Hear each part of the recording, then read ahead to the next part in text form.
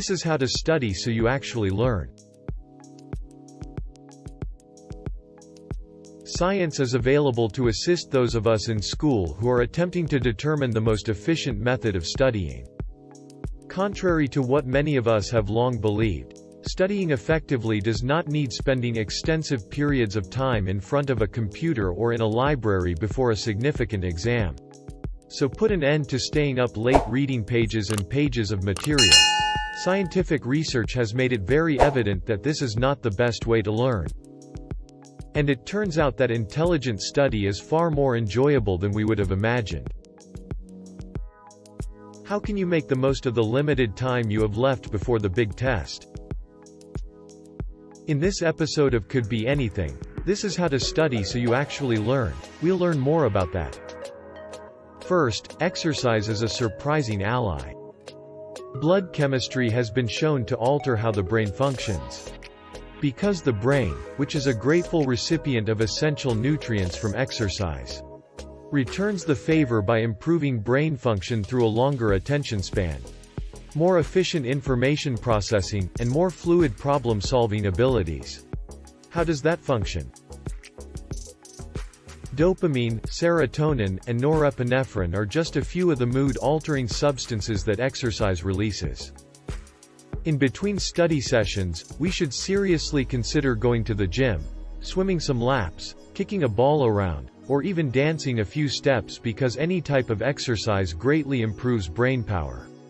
This neural cocktail greatly enhances brain performance necessary for study and information retention. Additionally, by breaking up the study periods with these workout sessions, you can avoid cramming, a strategy that has been disproven by science. Overloaded knowledge does not have an opportunity to stay in the long-term memory, which is the issue with cramming. Information rattles around in your brain's wild, wacky short-term memory, but what we need to do is turn that information into knowledge. And cramming is not the way to achieve that. Through repeated exposure to the material, retelling of the information, and contemplation on the information, short-term knowledge is transformed into long-term knowledge. Therefore, you are far more likely to retain that short-term information and turn it into long-term knowledge if you learn about a topic. Put the book down, hit the gym and reflect on it, or talk to someone else who has knowledge on the issue. You must also change up your study schedule. Studying wisely doesn't just entail reading the same information over and over again. Even though it can appear like the simplest course of action, it is completely ineffective. When repeated testing was compared to repeated learning in a 2010 Washington University study, testing was found to be much more beneficial than merely reviewing. In light of this, why not test yourself occasionally in between quick workouts and study sessions? Or even better, locate a study partner who is working through the same material as you are and test one another.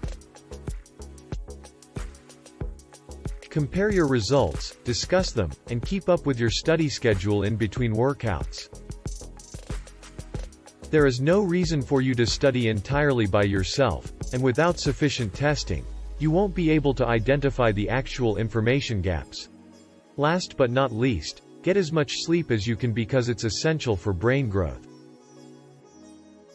Our alpha brainwaves are most active during the initial few hours after waking up, which is the brain state most conducive to learning new things.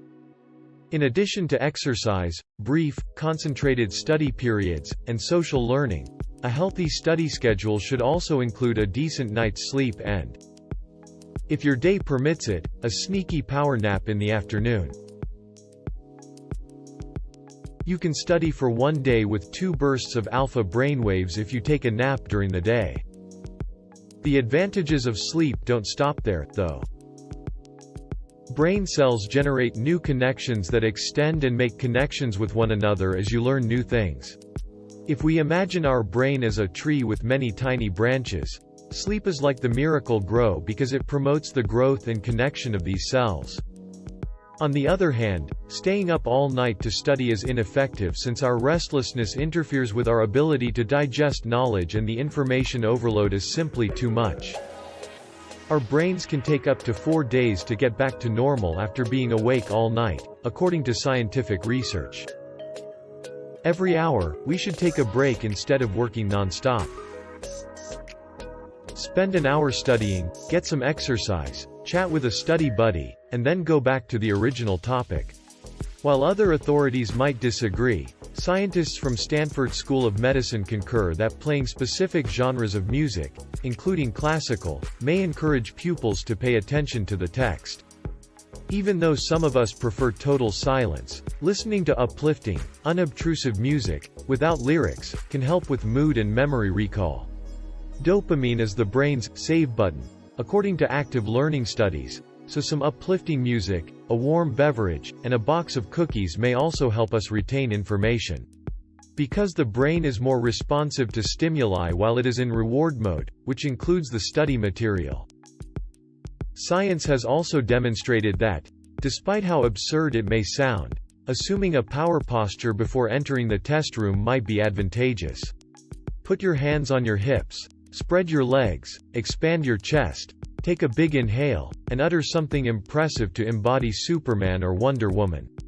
It's entirely up to you if you want to do this in a public place, like the washroom before a test, or not.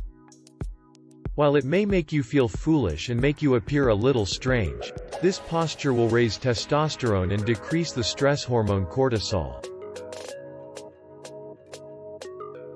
making you physically stronger and better equipped for the test.